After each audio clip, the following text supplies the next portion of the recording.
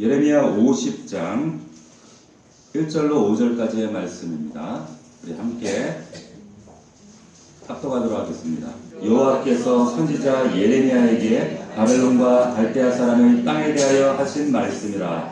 너희는 나라들 가운데 전파하라. 공포하라. 깃발을 세우라. 숨김이 없이 공포하여 이르라. 바벨론이 함락되고 벨이 수치를 당하며 무로닥이 부스러지며 그 신상들은 수치를 당하며 우상들은 부스러진다 하라.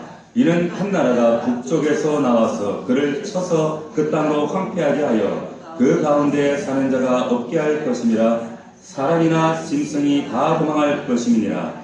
여호와의 말씀이니라. 그날 그때에 이스라엘 자손이 돌아오며 유다 자손도 함께 돌아오되 그들이 울면서 그 길을 가며 그의 하나님 여호와께 구할 것이며 그들이 그 얼굴을 시온으로 향하여 그 길을 물으며 말하기를 너희는 오라. 잊을 수 없는 영원한 언약으로 여호와와 연합하라 하리라. 아멘. 눈물입니다. 오늘 말씀의 제목은 눈물. 이와 같은 제목으로 하나님 말씀 은혜를 나누도록 하겠습니다. 눈물 이러면 우리가 떠오르는 그림이 하나 있어요. 여러분들 잘 아는 그림인데 한번 보시면 이런 그림이죠. 이게 누구 작품인가요?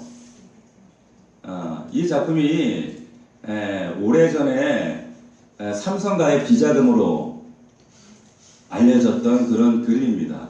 그래서 리텐 슈타인의 작품인데 이 그림의 제목이 바로 행복한 눈물이에요. 보신 적 있죠? 예. 이 작품이 2002년도 11월 13일 뉴욕 크리티 경매에서 715만 9,500달러, 한 80억 원에 낙찰이 됐습니다. 근데 지금 현재가가 200억이 넘습니다. 삼성에서 지금 보유하고 있죠. 그래서 삼성가에 이 작품으로 인해서 여러 가지 문제가 되어지고 소송되어지고 이런 사건들을 우리가 잘 알고 있죠. 이 작품의 크기가 1m, 가로 세로 1m도 안 돼요. 그런데 이 그림이 무려 얼마라고요? 200억. 20억도 아니고 200억이라는 거예요. 저 같은 문외한이 보면 진짜 이해가 안 돼요. 이게 만화잖아요. 만화같이 보이잖아요. 근데 어떻게 저런 그림이 200억이 될 수 있을까? 이해가 되지 않습니다. 그런데 이 제목을 보면 더 이해가 안 돼요. 행복한 눈물. 행복한데 왜 울어? 그렇잖아요? 그래서 제가 이 그림을 가만히 보면 꼭 만화같이 보이는데 주제가 행복이잖아요. 행복한데 운다. 행복하면 웃어야지 왜 울까? 이 행복과 눈물이 어떤 상관관계가 있을까? 이 그림에서 던지고 있는 메시지가 뭔가 작가가 뭘 말하고 싶었던 걸까? 어쩌면 눈물 속에 행복이 온다는 말인가? 진짜 행복은 눈물과 더불어서 온다는 말인가? 그래서 제가 이런 쓰잘데기 없는 고민을 그렇게 오래 하지는 않았고 나름대로 이 고민의 결론을 이렇게 내렸어요. 진정한 행복은 눈물이 있다. 시작. 진정한 행복은 눈물이 있다. 그런데 그것이 성경 안에 그래요. 진정한 행복은요 눈물이 있습니다. 그런데 울고 있는데 저렇게 웃고 있어요. 웃는데 울어요. 그럼 오늘 본문 내용을 보면 딱 이 그림이 어울리는 그런 장면이 오늘 본문의 내용입니다. 오늘 이 그림과 유사한 장면이 연출되고 있는데 여기 4절 중간에 보면 이런 말씀이 있어요. 그들이 울면서 그 길을 가며 그들이 울면서 그 길을 간다. 이게 무슨 내용일까? 무슨 말인가? 이 눈물이 좌절의 눈물이 아닙니다. 슬픔의 눈물이 아니에요. 고통스러운 그런 내용의 눈물이 아니더라는 거예요. 이 눈물은 지금 믿을 수 없는 정말 상상할 수 없는 기대할 수 없었던 사건을 만나고 나서 그러한 경험을 통해 나타나고 있는 감격의 눈물이에요. 행복한 눈물입니다. 자, 우리가 살아가면서 이 세상이 살아갈 만한 이유가 여러분 가끔 그렇잖아요. 우리가 기대하지 않았던 상상하지 못했던 그런 일들이 내 주변에 일어날 때 그래서 살만한 것 같아요. 언제나 논리에 부합하고 합당하고 딱 이치에 맞고 상황에 따라 예측이 딱딱딱 떨어지고 이런 일만 일어나면 사는 게 굉장히 무료하죠. 재미가 없습니다. 그런데 점점 믿겨지지 않는 기대하지 않았던 일들이 하나님을 통해서 우리에게 주어진다는 거예요. 그래서 정말 공부에 취미도 없고 농땡이 치고 방황했던 그 자식이 정말 부모 마음 아프게 하고 속썩였던 그 자식이 어느 날 보니까 부모도 알지 못했던 특별한 방면에 두각을 나타내는 거예요. 어라? 이 꼴통이 이런 재주가 있네? 그런단 말이에요. 우리 부산에 저희 한 분밖에 안 계시는 이모 돌아가셨지만 이모님의 아들 중에 부산에 그 장남이 있습니다. 목사님 아들이에요. 그런데 교회에서 소문나고 하여튼 부산에서 소문난 꼴통 중에 꼴통이었어요. 그래가지고 부산의 어떤 모 대학 그 축산학과를 다녔습니다. 근데 뭐 부산에서 소를 키우겠어요? 뭘 키우겠어요? 그런 그 참 소문난 속색이는 그러니까 우리 이모부모님 목사님 사모님의 기도 제목이었어요. 근데 그 아들이 지금 어떻게 되었는가? 어느 날 일본을 여행을 갔어요. 근데 일본을 가서 아르바이트를 했어요. 그래서 한인 식당에서 요리를 하는데 재밌더라는 거죠. 그 요리를 배워서 알바를 하고 근데 어느 날 가까이 보니까 대학에 있더래요. 근데 저 대학교에 다니는 학생들 보고 나도 대학 가고 싶다. 다시 공부를 해보고 싶다. 공부해서 들어가서 지금 뭘 하고 있느냐? 연구소의 연구원이 됐어요. 그 대학이 어디냐면 여러분 일본의 그 동경대 다음으로 좋은 대학이 어디예요? 와세다 대학이에요. 그 대학이 여러분 와세다 대학. 와세다 대학을 다시 들어가고 대학원을 가서 박사가 됐어요. 소문난 꼴통이 가문이 기적이라고 난리가 났었어요. 네가 공부한다 그러니까 아무도 안 믿었어요.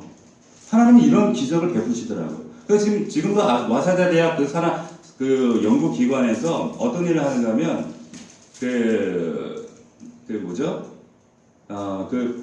아이를 못 낳는 분들 있잖아요. 그런 특수 시술을 해주는 그런 연구원이에요. 그러니까 이런 일들을 하나님 하시더라는 거죠. 가끔 우리가 살아가다 보면 이런 예측할 수 없는 일들, 정말 희망이 없던 환자를 하나님께서 기적적으로 살리세요. 정말 말도 안 되는 일들을 우리의 삶 가운데 이런 기적의 사건들을 경험케 하신다. 오늘 본문의 내용이 그런 사건입니다. 상상할 수도 없었고 기대할 수 없었던 일이 지금 이스라엘 유다 백성들 가운데 지금 연출되고 있는 거예요. 자, 지금 오늘 본문의 배경이 뭔가 하면 이스라엘 백성들이 하나님을 지긋지긋하게 불순종하고 말 안 듣고 불순종했어요. 하나님이 사랑하시기 때문에 징계하셔요. 그 징계 방법이 이방 적국 바벨론에게 끌려갑니다. 멸망당합니다. 포로로 다 끌려갔어요. 하나님이 사랑하시기 때문에 매를 드시거든요. 그래서 그 이방 적국의 땅에서 노예 생활하면서 우리나라도 그런 경험이 있잖아요. 36년의 압제 동안 정말 날 없는 서름을 겪어보지 않았습니까? 이 사람도 그랬다는 거예요. 오매불만 고국당 고향 산천 그리하면서 그렇게 포로로 끌려가서 그렇게 살아가는데 이게 꿈인지 생신지 말도 안 되는 일이 일어난 거예요.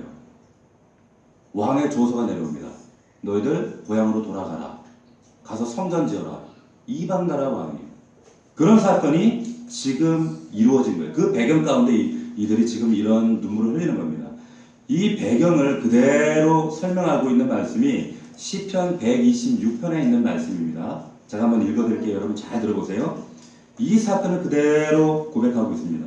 여호와께서 시온의 포로를 돌려보내실 때에 우리는 꿈꾸는 것 같았도다. 그때 우리 입에는 웃음이 가득하고 우리 혀에는 찬양이 찼었도다. 그때에 문나라 가운데에서 말하기를 여호와께서 그들을 위하여 큰 일을 행하셨다 하였도다. 여호와께서 우리를 위하여 큰 일을 행하셨으니 우리는 기쁘도다. 여호와여 우리의 포로를 남방 시내들 같이 돌려보내소서. 이렇게 고백을 하고 있어요. 그때 그 상황을 시편 기자는 뭐라고 증언하고 있냐면 꿈꾸는 것 같아요. 이게 꿈이야 생시야? 말도 안 되는 일이 일어나요. 역사적 배경을 보게 되면 이때가 페르시아 고레스 왕 때입니다. 고레스 왕이 바벨론 제국을 멸망시켰죠. 그런데 어느 날 고레스가 하나님께 감동이 되어서 유대와 너희 민족들 고향으로 다 돌아가라. 돌아가서 성전 지어라. 이런 왕의 조서를 칙령으로 발표를 해요. 이 사건이 또 에스라에도 나오거든요. 에스라 1장 1절에 보면 이렇게 기록하고 있습니다. 바사왕 고레스 원년에 여호와께서 예레미야의 입을 통하여 하신 말씀을 이루게 하시려고 바사왕 고레스의 마음을 감동시키매 그가 온 나라에 공포도 하고 조서도 내려 이르되 바사왕 고레스는 말하노니 하늘의 하나님 여호와께서 세상 모든 나라를 내게 주셨고 나에게 명령하사 유다 예루살렘의 성전을 건축하라 하셨나니 이스라엘의 하나님은 참 신이시라. 너희 중에 그의 백성된 자는 다 유다 예루살렘으로 올라가서 이스라엘의 하나님 여호와의 성전을 건축하라. 그는 예루살렘에 계신 참 하나님이시라. 아멘이십니까? 하나님을 알지 못하는 이방 나라 왕을 움직여서 하나님의 약속, 이 약속을 이행하시는 거예요.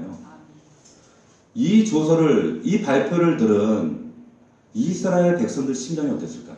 얼마나 감격스러웠을까요? 우리는 해방 세대가 아니지만 우리 고경자 권사님 해방 세대신가요? 그때의 감격이 그래도 지금 기억이 나실지 안 나실지 모르겠지만 그때 우리 어른들의 얘기를 들으면 정말 그 이루 말할 수 없는 감격 때문에 그 표현할 수 없는 그 기쁨 때문에 뛰쳐나가서 난리 하셨다는 그런 말씀을 제가 들은 기억이 있습니다. 얼싸안고 이 유다 백성들도 울었을 거예요. 감격했을 거예요. 행복해서 울었을 거예요. 그리고 이들이 이제 먼 고향 땅을 향해 가야 되기 때문에 짐을 쌌겠죠. 갈 채비를 했겠죠. 가재도구를 정리하고 집을 팔고 밭을 팔고 그러니까 자녀들이 물었을 거예요. 엄마 아빠 지금 뭐 하는 거야? 우리 어디가? 왜 그래? 그러니까 이들이 지난 세월에 우리 이 눈물의 의미, 이 한과 살아온 지난 역사들, 시간들을 설명하면서 이제 그 가는 내내 자녀들에게 이것을 설명해 줬을 거예요. 얼마나 감격스러웠을까. 바벨론에서 예루살렘까지 가는 거리가 여러분 지금 저 북한 한경도에서 저 제주도까지도 더 멀어요. 약 3,500km 됩니다. 어마어마한 거리예요. 그 먼 여정 동안 그들이 울면서 웃으면서 행복에 겨워하면서 감격에 겨워하면서 수십 년 전, 약 70년 전에 조국이 멸망했을 때는 예루살렘이 무너지고 포로로 끌려가고 그 당시에는 그 발걸음이 떨어졌겠어요? 얼마나 고통스럽고 괴로운 그런 발걸음이었겠습니까? 근데 이제 그들의 발걸음이 그런 발걸음이 아니에요. 너무 감격스럽고 너무 벅찬 발걸음이에요. 그 땅을 향해서, 그 고향 땅을 향해서. 수십 년 전에 포로로 끌려올 때 그 1세대 이제 백발이 허연 성성한 노인들이 다 됐습니다. 다 노인들이 됐어요. 바벨론에서 태어난 첫 번째 다음 세대와는 달리 이 노인들이 예루살렘에 그 무너진 성벽을 바라보 떠나올 때 다 기억이 남아있죠. 성벽이 무너지고 가족들이 눈앞에서 처참하게 죽어가고 성벽이 무너지고 그렇게 고향집이 다 불타 사라진 그 자리를 또 남겨진 사람들 바라보며 떠나올 때 그 얼마나 가슴이 무겁고 힘들고 고통스러운 발걸음이었겠어요. 그 옛날 성전에 활약했던 모든 것을 다 기억하고 있었어요. 그 청춘이었던 그들이 이제 노인이 됐어요. 노인들이 이제 자신의 한 때문에 지난날 살아왔던 한 맺힌 세월 때문에 울고 억울함 때문에 울고 다시 돌아갈 수 있는 이 기적 같은 사건, 도무지 믿어지지 않는 이 사건을 바라보면서 또 울고 감격해서 울고 그 눈물이 옆 사람에게 옮겨가고 다음 세대가 그 부모의 그 한 맺힌 삶을 아니까 또 울고 애들은 무슨 눈물이 또 엄마 아빠가 우리가 또 따라 울고 그러니까 그 행렬이 얼마나 참 이방 사람들이 바라볼 때 참 기가 막히죠. 울고 웃고 쟤들이 왜 저러나 싶었을 거예요. 그렇지 않았겠습니까? 그런 발걸음으로 예루살렘을 가는 겁니다. 저는 유다 백성의 눈에서 흘러내렸던 그 행복한 감격의 경우 도무지 믿을 수 없는 이 사건 때문에 그들이 흘리고 있는 이 행복한 눈물이 저와 여러분의 눈물이 될 수 있기를 주의 이름으로 축원합니다. 이 눈물이 여러분의 것이 됐으면 좋겠어요. 하나님이 반드시 회복해 하십니다. 이 눈물을 허락하신다는 거예요. 지금까지 상실 때문에 울었다면 이제 되찾음의 눈물로 하나님께서 허락하실 줄로 믿습니다. 지금까지 절망 때문에 울었어요. 이제 소망으로 울게 하실 줄로 믿습니다. 전에는 자유를 잃어버려서 울었어요. 이제는 자유를 되찾게 하시는 그 감격으로 울게 하실 줄로 믿습니다. 과거에는 사는 게 너무 고달팠어요. 무거웠어요. 이 멍에 때문에 울었어요. 이제는 하나님이 그 멍에를 던져버리게 하심으로 인하여서 우리를 울게 하실 줄로 믿습니다. 저는 우리 넘치는 교회, 우리 믿음의 식구들이 이 하나님의 회복 때문에, 이 구원 때문에 너무 감사해서 이 믿어지지 않는, 이 기대하지 않았던 이 회복의 역사로 인해서 울 수 있는, 감격해할 수 있는 저와 여러분들이 될 수 있기를 주의 이름으로 축원합니다. 하나님께서 일을 하셨다는 거예요. 우리가 경험하지 않습니까? 하나님께서 이 유다 백성들을 여러분 돌려보내시기 위해서 어떤 일을 하셨습니까? 우리가 잘 아는 대로 바벨론을 무너뜨리셨어요. 여러분 한번 생각해 보세요. 그 백성들, 이스라엘 그렇게 지긋지긋하게 속속이고 불순종하고 사사기 백성처럼 자기 생각에 옳은 대로 사는 그 백성을 위해서 하나님께서 매를 드셨지만, 사랑하기 때문에 매를 드셨지만 그 백성이 도대체 뭔데, 뭐길래 다시 회복하기를 원하셔서 그 열국, 그 열왕, 그 패권 국가였던 바벨론을 무너뜨려 버리신다는 거예요. 도대체 왜? 여러분 눈앞에 지금 우리 이 시대 아메리카 미합중국, 미국이 무너지다 그러면 이게 믿어지시겠어요? 안 믿어지죠. 미국을 무너뜨린 거예요. 바벨론은 당시에 미국 같은 나라였어요. 가장 큰 패권 국가. 여러분 그 바벨론 제국의 가장 우리가 잘 아는 느부갓네살 왕, 그가 43년 재위하는 동안 BC 605년 한 43년 재위하는 동안, 다스린 동안 그 근동 국가들이 다 그 수하에 수중 안에 들어왔습니다. 우리가 잘 아는 여러분 그 세계 7대 불가사의 중 하나인 바벨론의 공중정원 아시죠? 그 공중정원이 이때 지어진 거예요. 자기의 사랑하는 여인을 위해서 지었던 공중정원. 그리고 그때 지금은 흔적밖에 남아있지 않지만 그것을 지금 3D 기술로 다시 조형을 해보면 그때 당시에 지었던 성은요, 내벽이 7m, 외벽이 4m예요. 그리고 18m 간격으로 이 뾰족한 성탑이 세워져 있어요. 어마어마한 교회. 그래서 역사가 헤로도토스가 이 바벨론의 성을 세계의 배꼽이라고 이렇게 불렀어요. 그만큼 규모가 어마어마하고 어떻게 그런 건축 기술이 발달할 수 있었을까? 사람의 기술이 아닌 거예요. 그런 세상의 모든 문화와 문명을 정말 가지고 있었던 그런 패권 국가 바벨론이 무너졌어요. 누가 하셨어요? 하나님이 하셨어요. 누구 때문에? 누구 때문에요? 그 말 안 되는 이스라엘 백성들 때문에. 사랑해서. 이런 하나님이시라는 거예요. 여러분 2절 말씀 보십시오. 예레미야 20장 50장 2절 말씀 다시 한번 그런 배경을 우리가 염두에 두고 읽어봅시다. 시작. 너희는 나라들 가운데 전파하라, 공포하라, 깃발을 세우라, 숨김이 없이 공포하여 이르라. 바벨론이 함락되고 벨이 수치를 당하며 무로닥이 부서지며 그 신상들은 수치를 당하며 우상들은 부서럽다. 아멘. 나를 위해요. 이스라엘 백성을 위해, 바로 나를 위해, 여러분을 위해 하나님께서 우리 앞에 가로막히는 바벨을 무너뜨리신다는 거예요. 믿으시길 축원합니다. 여기 벨이 수치를 당하고 무로닥, 벨과 무로닥이 뭐예요? 바벨론이 그렇게 절대치 않은 저들의 우상입니다. 저들의 신의 이름이에요. 그 신을 짓밟아 버리시는 거예요. 영원할 것처럼 보였던 바벨론이 세상에서 사라져 버립니다. 무너뜨려 버려요. 근데 하나님 입장에서는 이게 놀랄 일이 아니에요. 세상 사람들은 깜짝 놀랄 만한 일이고, 일어날 수 없는 일이 눈앞에 목도될 때 정말 놀라고 자빠질 일인데, 하나님 입장에서 믿음의 눈으로 바라볼 때 이것은 놀랄 일이 아닙니다. 하나님 그런 일을 수도 없이 하셨어요. 이스라엘 백성들 그 앞에서 그 수많은 역사를 보이셨어요. 여러분 3절 말씀을 보십시다. 3절 제가 읽습니다. 이는 한 나라가 북쪽에 나와서 그를 쳐서 그 땅을 황폐하게 하여 그 가운데 상자가 없게 할 것이며, 그 북쪽에서 일어난 나라가 우리 역사적 배경 가운데 어떤 나라였습니까? 어떤 나라였어요? 바사, 페르시아예요. 페르시아가 일어나요. 페르시아가 바벨을 치잖아요. 그 청송 같았던 바벨론을 페르시아를 일으켜서 무너뜨려 버리십니다. 그 누구도 무너뜨릴 수 없을 것 같았던 그 강적을, 그 거대한 성을 하나님께서 무너뜨리셨어요. 하나님께서 이스라엘 백성 앞에서 그 무너지지 않을 것 같았던 여리고성을 무너뜨리신 것처럼 다윗 앞에서 절대 무너뜨릴 수 없을 것 같았던, 쓰러지지 않을 것 같았던 골리앗을 무너뜨렸던 것처럼, 절대 갈라지지 않을 것 같았던 홍해를 가르쳤던 것처럼 하나님께서 일을 행하신 줄로 믿습니다. 하나님은 이 놀라운 기적을 지금 여러분 앞에서 행하시길 원한다는 거예요. 왜? 여러분들 사랑하기 때문에 그렇습니다. 여러분이 그 바벨론보다, 그 바벨론의 왕보다, 열국보다 더 소중하기 때문에 그래요.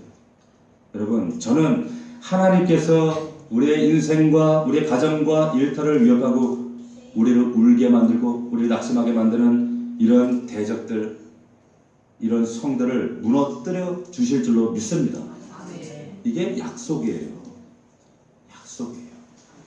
우리 부부는 행복할 수 없다, 절대 이제 행복할 수 없다, 이런 좌절을 무너뜨리실 줄로 믿습니다. 우리 애는 꼴통이야, 절대 얘는 안 될 것 같아, 이런 절망감을 하나님께서 무너뜨리실 줄로 믿습니다. 나를 비방하고 애워싸고 나를 비탄에 빠뜨리게 하는 이 좌절감을 하나님께서 무너뜨리실 줄로 믿습니다. 회복할 수 없다는 절망감을 하나님께서 소망으로 바꾸실 줄로 믿습니다. 용인은 부흥이 안 된다, 이런 우리의 고정관념도 하나님께서 무너뜨리실 줄로 믿습니다.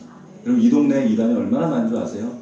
우리 그 옆에 하나님의 교회, 요 옆에 신천지, 저 길 건너 여호와의 증인, 금요일마다 이 여호와의 그 하나님의 증인 안상홍이죠, 전도를 합니다. 자, 계속 째려보죠.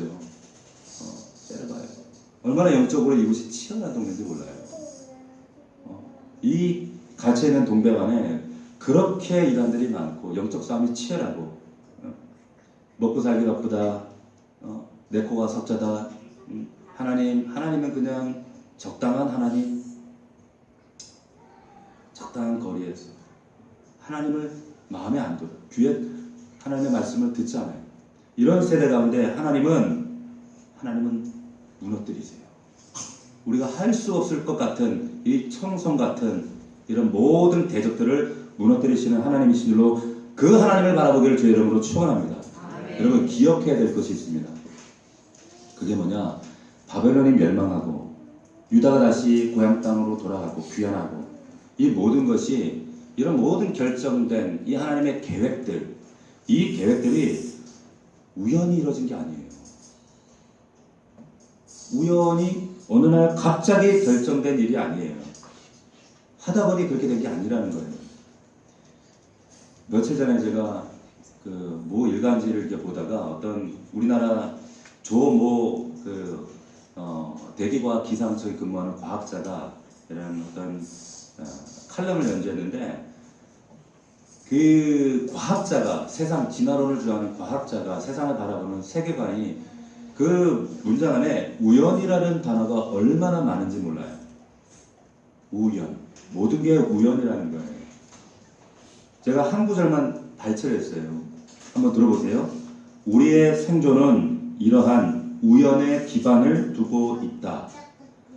인간은 필연적으로 생명체의 최정점에 오른 위대한 존재가 아니다. 우연히 적합한 기후가 출현했고 생명나무가 분화되는 과정에서 우연히 우리가 선택받았을 뿐이다. 우연히 기후가 생기고, 우연히 에너지가 생기고, 우연히 단백질이 생성되고, 우연히 단백질에서 아메바가 나고, 우연히 거기서 원숭이가 나고, 우연히 원숭이가 사람이 됐다는 거예요. 이게 세상 사람들의 상식이에요. 이게 이성주의입니다. 이게 그리스 로마 문화예요. 이게 합리주의예요. 그 합리주의에 대항해서 르네상스, 그 합리주의 이성에 반대해서 싸운 운동이 뭐예요? 그게 종교개혁이에요. 하나님께로 돌아가자. 모든 게 우연이라는 거예요. 여러분, 하나님께서 여러분들 인생 가운데 계획하시고, 하나님 섭리하시고, 때로는 매도 드시고 하지만 감싸 안으시고 사랑하시고 회복해 하시고 이 모든 것이 우연인가요? 절대 그렇지 않다는 거예요. 하나님의 완전한 계획 가운데 필연적인 하나님의 약속이요 진행인 줄로 여러분들이 믿으시길 축원합니다. 그 약속이 이거예요. 여러분 이 말씀이라는 거예요. 하나님께서 예레미야를 통하여 예루살렘의 멸망 그러나 유다의 회복. 유다가 너무너무 말을 안 들으니까 저와 여러분의 모습 아닙니까? 불순종하지만 그래서 형벌이 필요하지만 결국 그게 끝이 아니다. 70년이 지나면 회복될 거야. 쉽게 얘기하면 하나님께서 유다의 멸망, 포로 생활, 판결문을 찍었어요. 판결문을 적었어요. 그런데 그 밑에 작은 글씨를 또 쓰셨어요. 그게 뭐냐? 또 다른 바벨론의 멸망, 그러나 유다의 구원. 이게 뭐예요? 사면장을 함께 쓰신 거예요. 믿으시길 축원합니다. 이 큰 그림이 이스라엘의 그림이에요. 이것이 우리 신앙산에 그대로 적용되어지는 하나님의 회복의 드라마라는 거예요.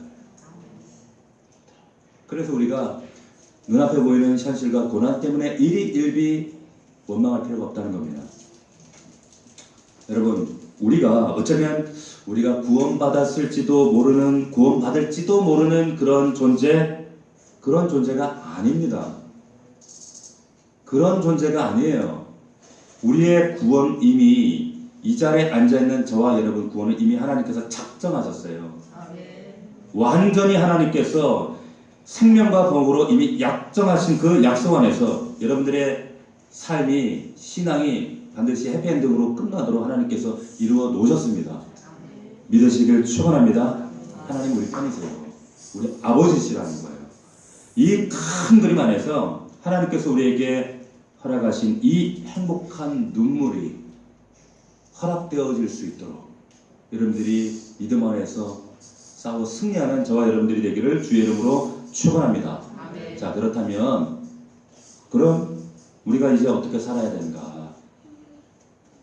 이 행복과 감격의 눈물, 우리 삶 가운데 하나님이 기대하시고 이루실 이 믿어지지 않는 놀라운 역사들, 그 기적들을 바라보면서 우리가 행복한 눈물을 흘릴 수 있도록 지금 우리가 그 과정 가운데는 우리가 어떻게 해야 되는가? 하나님께서 내 인생의 이 감격스러운 필연을 계획하고 계셨다면, 놀라운 구원의 큰 일을 기대하신다면 우리가 비록 힘들고 낙심되고 그럴지라도 포기하지 말고 절망하지 말고 짜부러들지 말고 기죽지 말고 믿음으로 매일매일 나아가는 거예요. 끝까지 가면 하나님께서 거두게 하신다는 거예요. 그 말씀이 시편 126편 5절 6절 말씀에 있습니다. 제가 한번 읽어드릴게요. 눈물을 흘리며, 여기도 눈물이 나와요. 눈물을 흘리며 씨를 뿌리는 자는 기쁨으로 거두리로다. 울며 씨를 뿌리러 나가는 자는 반드시 기쁨으로 그 곡식단을 가지고 돌아오리로다. 아멘이십니까? 행복한 눈물. 이스라엘, 이 유다 백성들이 그 하나님의 놀라운 기적을 맛보고 일어날 수 없는 일을 목도하고 그 행복한 눈물을 흘리고 있어요. 그런데 이 행복한 감격에 가운 이 눈물을 흘리기 위해서 그 전에 또 다른 눈물이 필요하다. 오늘 이 시편이 증언하고 있는 거예요. 또 다른 눈물이 필요하다는 거예요. 그 눈물이 뭡니까? 그 눈물이 뭐예요? 믿음의 눈물이 필요하다는 거예요. 여러분, 농부가 왜 울면서 씨를 뿌릴까요? 농부가 왜 울면서 씨를 뿌려요? 이 배경을 이해하셔야 돼요. 여러분, 농부가 울며 씨를 뿌린다. 다른 번역에 보면 이렇게 번역을 해놨어요. 울지 않고는 그의 발걸음을 옮겨놓지 않는 자다. 울지 않고는 그 발걸음을 옮겨놓지 않는다는 거예요.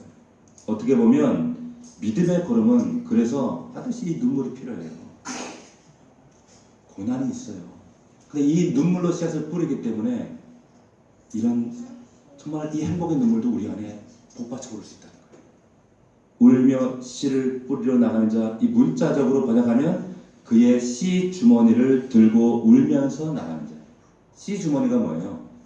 종자 주머니예요. 종자 주머니. 종자 씨. 여러분 이 상황을 한번 상상해 보십시오. 여태째 흉년이 들었어요. 사람들이 아이고 이제 못 살겠다고 농사 짓고 다 떠났어요. 그런데 이 믿음을 가진 농부는 안 떠나요. 이 자신이 지켜왔던 이 땅을 사수합니다. 이듬해 봄이 왔어요. 씨를 뿌려야 되는데 종잣씨 한 조각 남아있어요. 한 조각 남아있어요. 다시 힘을 내서 밭을 갈고 이제 씨를 뿌리기 위해서 눈물로 그 씨를 뿌리면서 뭣도 같이 뿌려요? 눈물도 뿌려요. 왜 뿌린지 아세요? 이것이 얼마나 배가 고파요. 주님 배를 움켜잡고 엄마 그거 먹으면 안 돼? 엄마 그거 먹으면 안 돼? 안 돼. 이거 먹으면 우리 죽어. 이거 먹으면 우리 모두 끝이야. 이거 먹으면 그날에는 우리 모두 이제 고향 산산 다 떠나야 돼. 그 자식들 달래고 타이르고 외면하고 그러면서 지킨 생명이에요. 생명. 목숨값이라고요. 그 생명을 뿌리는 거예요. 울며 뿌리는 거예요. 그런데 날지 안 날지 몰라요. 그런데 결과가 뭡니까? 그 뿌린 씨앗 가운데, 눈물로 뿌린 씨앗 가운데, 기도로 뿌린 씨앗 가운데 이 생명을 뿌렸을 때 누가 자라게 하시는가? 그 위에, 생명 위에, 씨앗 위에 하나님 비를 주세요. 할렐루야. 햇빛을 주세요. 하나님이 주세요. 자라게 하세요. 어느 순간 곡식과 채소가 자라요. 열매가 나와요. 그래서 살아요. 이와 같은 기적이 여러분들에게 있기를 주의 이름으로 축원합니다. 눈물로 씨를 뿌렸기 때문에 이제 기쁨으로 단을 거두리로다. 이게 우리 신앙생활의 간증입니다. 우리 이야기예요. 여러분 이 눈물이 있습니까? 행복한 눈물만 간구하신 것이 아니라 반드시 하나님 앞에 눈물로 생명을 뿌려야 돼요. 씨앗을 뿌려야 돼요. 믿음의 씨앗을 심어야 돼요. 영적 법칙은 반드시 심어야 거둡니다. 심지 않고 거두려고 하나님께 구한다? 도둑놈 심보지요. 그 눈물의 의미를 알아요. 이 눈물의 씨앗을 경험해본 사람이 행복한 눈물의 의미를 아는 거예요.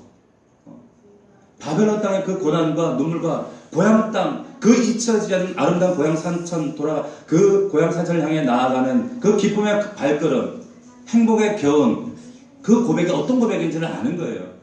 그때 비로소 신앙 고백이 정말 믿음의 고백이 될 수가 있다는 거예요. 믿으시기를 축원합니다. 그렇기 때문에 여러분들 아무리 지금 힘들어도 때로는 현실이 답답해 보여도 막힌 것처럼 보여도 계속 가세요. 눈물을 심고 믿음을 심고 헌신을 심고 주님의 마음을 심고 계속 전진. 눈 뜨면 또 가야 될 직장이고 회사고 내 가정이고 학교고 할지라도 가세요. 믿음으로 가는 거예요. 믿음의 행위, 생명의 행위를 계속적으로 하는 거예요. 누구 붙잡고? 예수 그리스도 붙잡고. 아멘. 할렐루야. 아멘. 하나님이 하시는 거예요. 아멘. 그냥 쳇바퀴 돌듯이 세상 사람들이 사는 것처럼 눈물 없이 생명 없이 그냥 왔다 갔다가 아니에요. 여기에는 반드시 하나님께서 기뻐 받으시는 생명과 믿음의 눈물의 씨앗이 있어요. 그런 마음을 씻는 거예요. 그래서 어렵고 힘들어도 우리가 기도하고 전도하고 주님의 마음을 품고 정말 주님의 교회를 사랑하고 믿음으로 하루를 살아가는 거예요. 사는 거 별거 있어요? 별거 있던가요? 별거 없어요. 이렇게 살다가 운 좋으면 70년, 80년이고 운 나쁘면 그 전에 하나님 나라 가는 게 우리 인생이잖아요. 그렇게 전전긍긍할 이유가 전혀 없어요. 우리 영원한 이 나그네와 같은 이 땅에 뭐든 내가 그렇게 붙잡았던 그거 이제 놔두고 소꿉장난하던 거 내비두고 이제 진짜 집에 갈라요. 여러분 천년만년 살 것 같아요? 착각해서 깨어나기를 주의 이름으로 축원합니다. 가요 우리 간다는 거예요. 여러분 그래서 지금 눈에 보이지 않는다 할지라도 포기하지 마십시오. 전진하십시오. 하나님의 때, 하나님의 가을 그때를 바라보고 나가는 거예요. 여러분 우리나라의 최초의 장로교 선교사였던 언더우드 선교사 아시죠? 이 언더우드 선교사님이 우리가 잘 아는 연세대학교를 지으시고 그리고 YMCA 그리고 지금 서울에 있는 세문안교회를 지으신 이 언더우드 참 이 가문을 보면 참 눈물밖에 안 나요. 4대가 이 땅에 헌신했습니다. 3대가 이 땅에서 죽었어요. 서울에 가면 그 합정에 양화진 선교사 묘원이라는 곳이 있습니다. 그 교회에 지금 저하고 아주 가까운 목사님이 계시는데, 그래서 제가 몇 번 그 목사님도 보고 또 선교사 묘원도 보러 갔었죠. 여러분, 거기 선교사 묘원에 가면 선교사님들 묘지가 있어요. 제가 아직도 잊혀지지 않는 게, 어디에서 발걸음이 딱 멈췄냐면 선교사님이 아니라 선교사 자녀들이 묻혀 있더라고요. 그런데 보니까 그냥 애기예요. 애기들 몇 살 안 돼. 애기들 거기에 묻어두고, 그래서 가만히 보니까 애기예요. 근데 그 아이를 묻은 그 땅에 묻었겠어요? 가슴에 영혼에 묻지 않았겠어요? 그 선교사님들이 얼마나 비통하고 힘들었을까? 그 언더우드 선교사님이 남기신 기도문이 있거든요. 한번 제가 한번 읽어드릴게요. 한번 들어보십시오. 주님, 메마르고 가난한 땅, 나무 한 그루 시원하게 자라 오르지 못하고 있는 땅에 저희들을 옮겨와 심으셨습니다. 그 넓고 넓은 태평양을 어떻게 건너왔는지 그 사실이 기적입니다.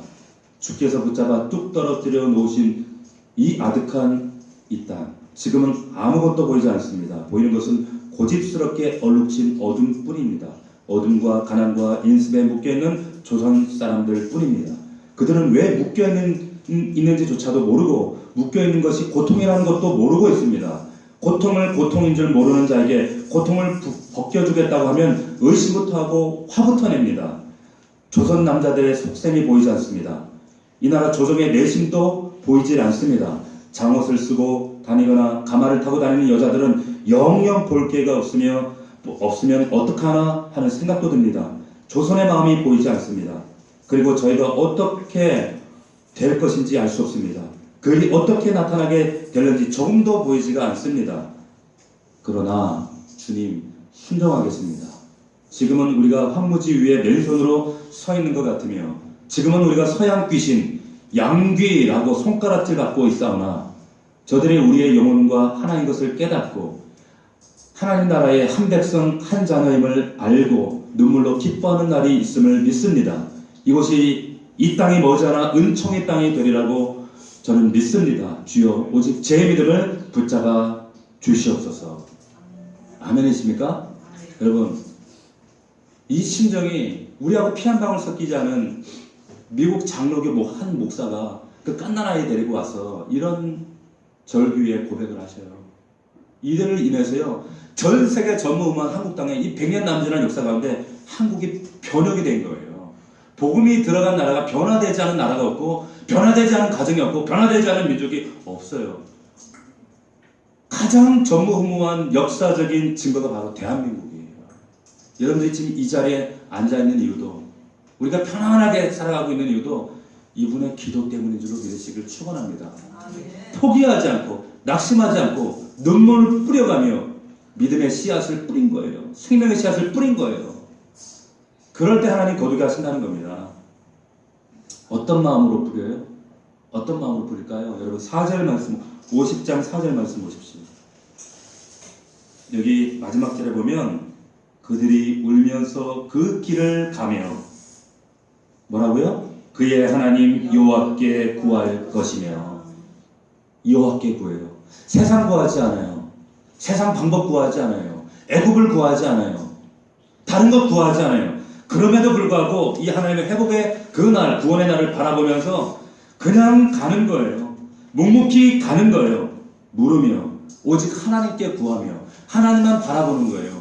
이것이 살아있는 믿음인 줄로 믿으시기를 축원합니다. 여러분, 또 5절 보세요. 5절 말씀해 보면 그들이 그 얼굴을 시온으로 향하여 성전을 향하여 그 길을 물으며 말하기를 너희는 오라 잊을 수 없는 영원한 언약으로 여호와와 연합하라. 할렐루야. 그 길을 물어 가요. 여호와께 구해요. 여러분 생각해 보세요. 그때 당시에 70년이 지났어요. 나침반이 있던 시대가 아니에요. 여러분, 역사적 사례를 보면 조선 땅에 나침반이 없을 때 경상도에서 서울 간다는 건 목숨을 내놓는 일이었습니다. 엉뚱한 곳에 가요. 가다가 호랑이 밥이 되고 곰의 밥이 되고 길을 가서 굶어 죽고. 그런데 그 먼 바벨론 3,000km 넘게 떨어진 이국 땅에서 70년 전 떠났던 그 땅을 노인들의 기억을 더듬어 쫓아올 때 뭐 지도를 가지고 왔겠어요. 그 포로 끌려오면서 뭐 길을 기억하고 있겠어요. 근데 그 길을 더듬어 고향 산천을 향해 가는 거예요. 목숨 건 길이에요. 한치 앞도 내다볼 수 없어요. 그 길을 어떻게 가요? 여호와께 구하며 가는 거예요. 하나님께 구하며 가는 거예요. 이게 우리 저와 여러분의 인생길입니다. 그 하나님을 구하면 가야 된다는 거예요. 여러분 세상 바라보지 마세요. 애국 바라보지 마세요. 누가 도와줄 수 있을까? 이 사람이 내 도움이 될까? 저 사람이 내 배경이 되어줄 수 있을까? 내가 지금 배경? 내가 지금 백? 그것이 아니라 그때 하나님 더 집중해서 하나님께 나아갈 때 하나님이 그 길, 고향 땅으로 돌아가는 안전한 그 길, 그 하나님께서 인도해 가시는 줄로 믿으시기를 축원합니다. 이것이 하나님의 방법이에요. 하나님의 일하십니다. 이게 큰 그림이에요. 저와 여러분을 향한 하나님의 사랑입니다.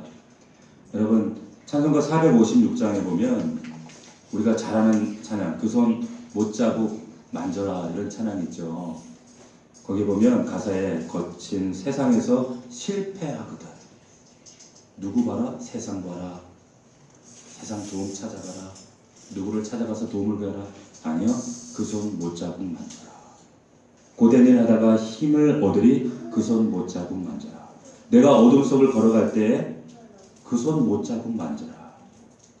주가 참 평안을 내게 주시리. 그 손 못자국 만져라. 못자국 만지래요. 이 말을 세상 사람들은 납득할까요? 이해할까요? 이 비밀을 가진 우리들만 납득할 수 있는 이야기예요. 주님 손 붙잡고 그 못자국 난 손 붙잡고 나아갈 수 있는 저와 여러분 되기를 주의 이름으로 축원합니다. 주님의 손, 그 못 박힌 손이었지만 그 고난 후에는 부활의 영광을 보여주는 손이 되었어요.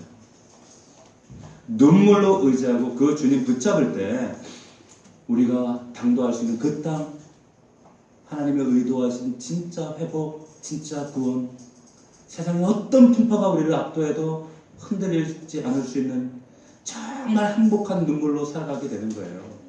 그 눈물로 세상 사람들은 몰라요. 그 행복에 겨운 눈물을 품고 매일매일 씨앗을 뿌리며 살아가는 것이 저와 여러분입니다. 그렇게 살다가 정말 감격에 겨운 예루살렘 하나님 나라에 입성하게 되는 거예요. 그 나라를 소망합시다. 그 나라를 기대합시다. 눈물로 씨를 뿌립시다. 하나님 기쁨으로 단을 거두게 하실 줄로 믿습니다. 기도합시다. 존귀하신 하나님, 우리 아버지 감사합니다. 하나님, 우리 삶 앞에 막막한 현실이, 두려운 현실이, 하나님 두려운 사람이, 두려운 사건, 두려운 사고들이 한치 앞도 내다볼 수 없는 우리의 앞날이 우리를 두렵게 하고 우리의 마음과 생각을 압도하며 우리의 감정을 추스르지 못할 만큼 주저앉게 만들 때에 우리의 심령이 바벨론 포로처럼 그 포로기 안에 있는 갇혀있는 백성들처럼 우리의 마음이 묶여있을 때 하나님께서는 반드시 약속하신 그 은혜의 말씀을 통해 우리를 그 약속의 땅으로 회복해 하시는 우리 아버지인 줄로 믿습니다. 이 약속을 우리가 신뢰하며 우리 이 땅에 살아가며 여러가지 고난을 만날지라도 믿음으로 인내하며 눈물로 씨를 뿌리며 믿음의 씨앗을 뿌리고 생명의 씨앗을 뿌리며 그 행복한 눈물을 흘리는 그날까지 이 눈물을 바라보며 나아가는 우리 믿음의 가족들 다 될 수 있도록 아버지여 축복하여 주시옵소서. 하나님 낙심치 않겠습니다. 절망치 않겠습니다. 믿음으로 또 믿음으로 주 예수 그리스도 그 못자국 난 손을 바라보며 하나님 날마다 나아가는 이 하늘의 신령한 비밀을 소유한 우리 귀한 넘치는 가족들 될 수 있도록 축복하여 주시옵소서. 믿사옵고 예수님의 이름으로 기도하옵나이다. 아멘.